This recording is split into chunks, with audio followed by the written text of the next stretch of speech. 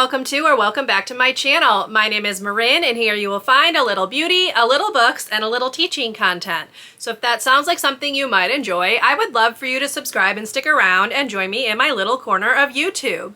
Today's video is going to be my April reading recap, where I will take you through all of the books that I read during the month. So let's go ahead and get into it.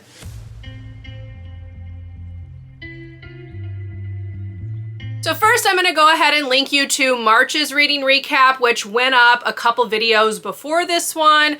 I had that filmed ages ago and kept forgetting to edit it, so apologies, but it's linked up in the cards if you'd like to go back and take a look. That is where I also did my quarterly reading recap, so you can see how my reading has gone for the first 3 months of the year. We are now into the second quarter of 2024, and I'm happy to report that April was a much better reading month, although I am still behind on some books, but still, I'm glad I was able to make some progress. So let's go ahead and just start off by ranking my least favorite to favorite books, and then I will go into some reading stats and share a tiny book haul. So here we go.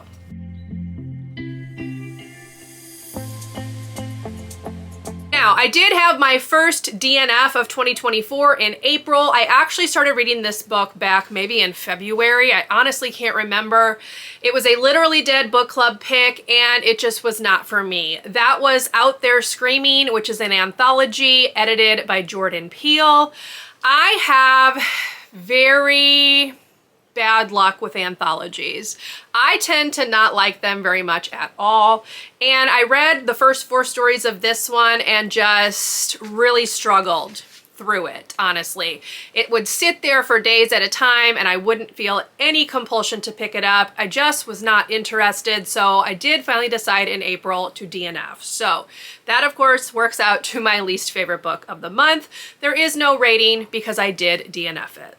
Coming in at number 11 is Expiration Dates by Rebecca Serle. This one I only gave 2.5 stars. I hated the ending, and honestly the main character rubbed me the wrong way as well. So not my favorite at all. I am looking forward to reading some other books by her because one of my all-time favorite books was written by her. It was a YA book, but this one did not do it for me. Coming in at number 10 is the 27th Nancy Drew book, which is The Secret of the Wooden Lady by Carolyn, Keene. This one I gave a flat 3 stars, very much in line with a lot of the other books in this series. This one was just nothing special.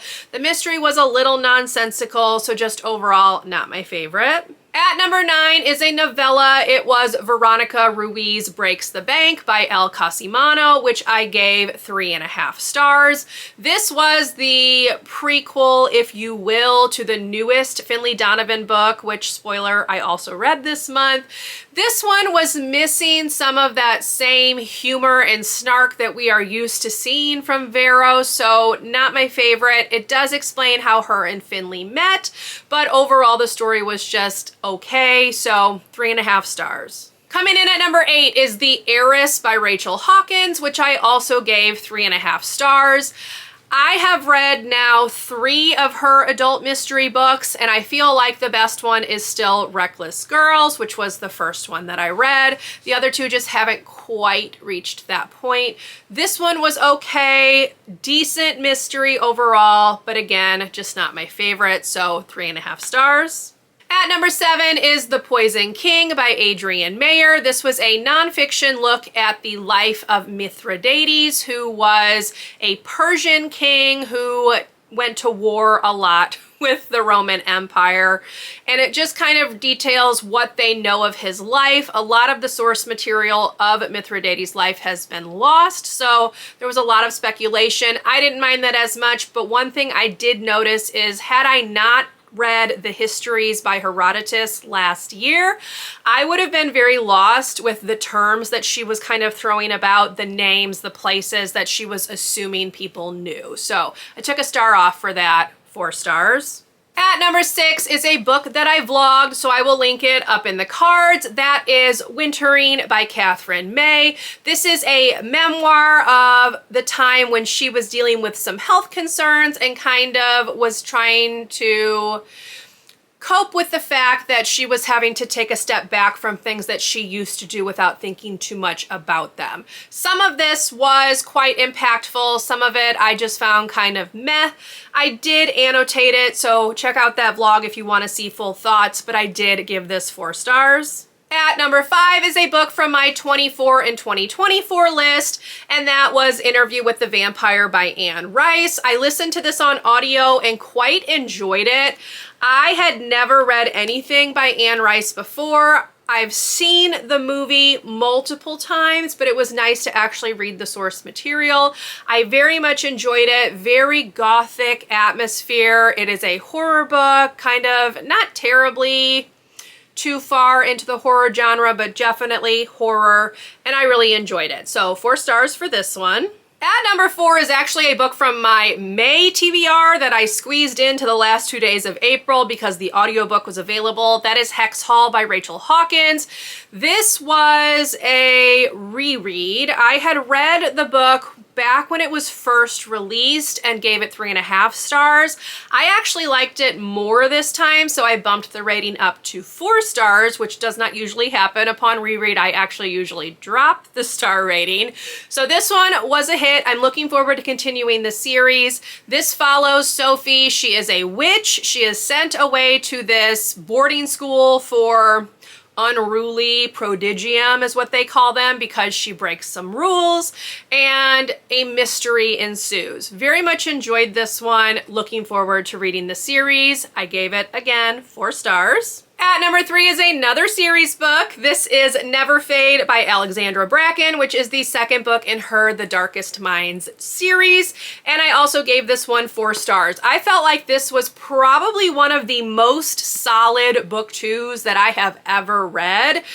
And it really amped up the action, the intrigue, the stakes were a lot higher, and I very much enjoyed it. So I'm really looking forward to reading book 3 and seeing how her original story wraps up, because it did used to be a trilogy. Now there are 4 books, so looking forward to completing her original trilogy. At number 2 is Finlay Donovan Rolls the Dice by Elle Cosimano. This is the 4th Finlay Donovan book, and I loved this one. I still think the first one was my favorite, but this one was a close second. I'm giving it 4 stars. I thought it was a romping good time. Vera and Finlay head to Atlantic City to deal with the aftermath of Vero's issues, and they get stuck bringing along her ex-husband, her children, and her mother. And yes, it is outrageous. You have to suspend your sense of disbelief, but I had a great time with it, and I will continue to read whatever she writes in this series because Finlay and Vera honestly make me laugh so much. And then my favorite book of the month was Vera Wong's Unsolicited Advice for Murderers by Jessie Q. Sutanto. This was the, March Literally Dead book club pick, and I loved this one. This is my lone 5-star of the month. This made me feel all the feelings. It made me emotional. It made me teary. It is a very much found family story with a nice mystery, and I had a great time with it. So possibly one of my favorite books of the year so far.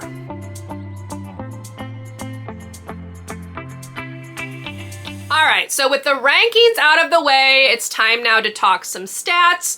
So in April, I did read a total of 12 books. This works out to 3,468 pages and 52 1/3 hours listened. I obviously did a lot of audiobook listening. That's just how my reading's gone this year, but that's okay. The longest book that I read was Never Fade by Alexandra Bracken, which clocked in at 504 pages. And the shortest book that I read was Veronica Ruiz Breaks the Bank, which clocks in at 107 pages. In terms of format, I did read 9 audiobooks, 1 mixed media book, 1 ebook, and 1 physical book. For genres, I had a nice variety of them. So I read 3 mystery books and 2 contemporary books, but then I read 1 each of horror, memoir, nonfiction, historical fiction, dystopian, and paranormal. In terms of the authors, I did read 4 new to me authors and 6 returning authors. In terms of how I acquired the books, I did read 5 books that I owned in some capacity, whether that was physical or ebook or audiobook, because I did own 1 audiobook that I listened to. And I borrowed 7 books from either the library, Everand, or in the case of the Nancy Drew book, Internet Archive. I also reread 1 book with Hex Hall by Rachel Hawkins. In terms of the age range of the books, I did read 9 adult books, 2 young adult books, and 1 children's book. For series, I did read 6 series books, which is quite a lot, much better than I'd been doing in previous months. But this worked out to me continuing 4 series, starting 2 series, and then 1 of those series I will be DNFing, which is Interview with the Vampire. I am not going to be continuing that series. I just wanted to read the first book. For star breakdown, I had 1 2-star, 3 3 stars, 6 4 stars, and 1 5-star, which works out to an average rating of 3.8 stars, which I believe is the highest this year. So I'm definitely hoping that this means my reading is on an upward trend. 5 stars have been very hard to come by for me this year,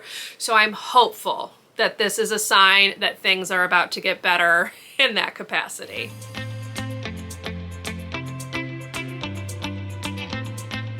All right, I always close these videos out by sharing the books that I picked up during the month. So in April, I did pick up 2 Book of the Month books. I talked about this in my last wrap up. I am really trying to use up my credits because I do not have any intention of renewing Book of the Month. I really have not been super impressed with a lot of their choices. I actually skipped again in May, but there were 2 that I was interested in from April, so I went ahead and picked those up. The first one was The Husbands by Holly Gramazio. This is about a woman who keeps getting husbands showing up in her attic. So it says, when Lauren returns home to her flat in London late one night, she is greeted at the door by her husband, Michael. There's only one problem: she's not married. She's never seen this man before in her life, but according to her friends, her much improved decor, and the photos on her phone, they've been together for years. So basically, he then goes up to the attic, he disappears, and another husband shows up in his place. So it just sounds like it's gonna be cute. There's definitely some emotional depth going on here. It says, if swapping lives is as easy as changing a light bulb, how do you know you've taken the right path? When do you stop trying to do better and start actually living? So definitely sounds like some emotional depth. I'm hoping that this one works for me. I have not had very good luck when it comes to contemporary fiction that Book of the Month chooses. So let's just cross our fingers that this one's a winner. The second book of the month that I picked up is a historical fiction. It is All We Were Promised by Ashton Lattimore, and it is set in 1837. It says, the paths of 3 young Black women in pre-Civil War Philadelphia unexpectedly and dangerously collide in this debut novel inspired by the explosive history of a divided city. So I'm very much looking forward to reading this one. I love historical fiction. This sounds like it should be really, really good, so I'm hopeful that that will actually be the case. I also had a pre-order come in, obviously, because Leigh Bardugo's The Familiar was released in April. This one has the black sprayed edges. I am very excited to read this one. I don't know very much about it, and I don't really care to. I kind of want to go in blind, so I'm hopeful that I will love this. So we will just have to wait and see when I happen to get around to it. And the final book I picked up is a biography or memoir. It is 18 in Life on Skid Row by Sebastian Bach. He was the lead singer of the band Skid Row, and I'm assuming this is going to talk about his childhood and then his time in the band and then potentially after the band. But I've always been a fan of his. I love his voice. He's a great singer, so looking forward to reading this one whenever I happen to get around to it. I also picked up the audiobook because he narrates it, so that's just going to be even better. So that was the last purchase for April. And that's it, y'all. That is my April reading recap. I hope you enjoyed. If you did, please leave me a thumbs up. Consider subscribing to my channel if you would like to see more from me. And I will see you in my next video. Bye, everyone.